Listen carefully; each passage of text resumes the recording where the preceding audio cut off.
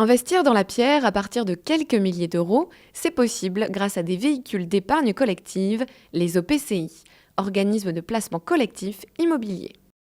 La genèse des OPCI remonte à 2004. Elle part d'un constat: les SCPI enregistrent de bonnes performances malgré une conjoncture peu favorable.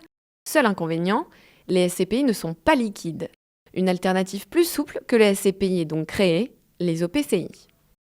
C'est en 2007 que les premières sociétés de gestion sont habilitées à gérer des OPCI. Basés sur les mêmes principes juridiques que les OPCVM, ils permettent à une multitude d'épargnants de mettre en commun leurs capitaux. Ces capitaux sont ensuite réinvestis dans des biens immobiliers, des bureaux, des hôtels ou encore des commerces. Et ces biens sont expertisés par 2 évaluateurs indépendants désignés pour une durée de 4 ans et agréés par l'AMF. Mais comment sont composés les OPCI ? En plus des actifs immobiliers qui constituent au moins 60% des OPCI, les actifs non immobiliers peuvent atteindre jusqu'à 30%.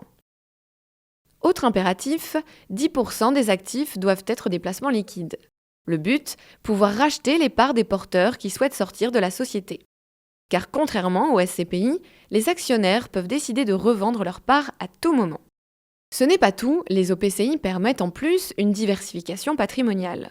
C'est un moyen d'accéder au marché immobilier ou de diversifier son exposition immobilière vers de l'immobilier d'entreprise. Grâce aux recettes locatives, ensuite, ils peuvent constituer un complément de revenus pour la retraite. Et avec l'indexation des loyers, les OPCI peuvent être un rempart contre l'inflation.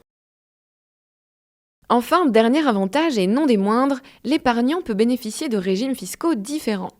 S'il opte pour un OPCI sous forme de fonds de placement immobilier, c'est la fiscalité des revenus fonciers. S'il choisit les sociétés de placement à prépondérance immobilière à capital variable, c'est la fiscalité des capitaux mobiliers qui s'applique pour les dividendes.